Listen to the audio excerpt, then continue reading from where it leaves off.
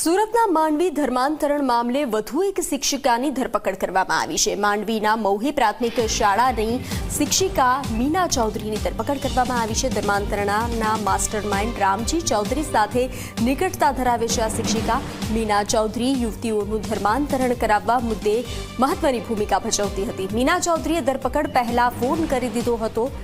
અત્યાર સુધી ધર્માંતરણ મુદ્દે 6 આરોપીઓની ધરપકડ કરવામાં આવી છે। તો તમામ આરોપીઓ ધર્માંતરણનું રેકેટ ચલાવી આદિવાસી સમાજના લોકોનું ધર્માંતરણ કરાવતા હતા। આજરોજ વધુ પુરાવા આધારે અન્ય આરોપી બેન મીનાબેન ચિરાગભાઈ ચૌધરી મૂળ ભાતખાઈ તાલુકો માંડવીના રહેવાસી છે અને તેઓ માંડવી તાલુકાના મહોડી ગામ ખાતે પ્રાથમિક શાળામાં શિક્ષિકા તરીકે નોકરી કરે છે। એમના ઉપર પણ આક્ષેપો હતા અને રજૂઆત હતી ને ફરિયાદી દ્વારા કેટલાક પુરાવા રજૂ કરવામાં આવેલા એટલે એમની પણ સંડોવણી જણાવતા એમની આજરોજ ધરપકડ કરવામાં આવેલી છે। એ હાલ પોલીસ કસ્ટડીમાં છે અને એમની વિગતે પૂછપરછ ચાલુ છે। આ બેન છે એમનો રોલ એવા પ્રકારનો હતો કે આ કામના મુખ્ય આરોપી રામજીભાઈ ચૌધરી છે એમની સાથે ઘણા વર્ષોથી સંપર્કમાં હતા।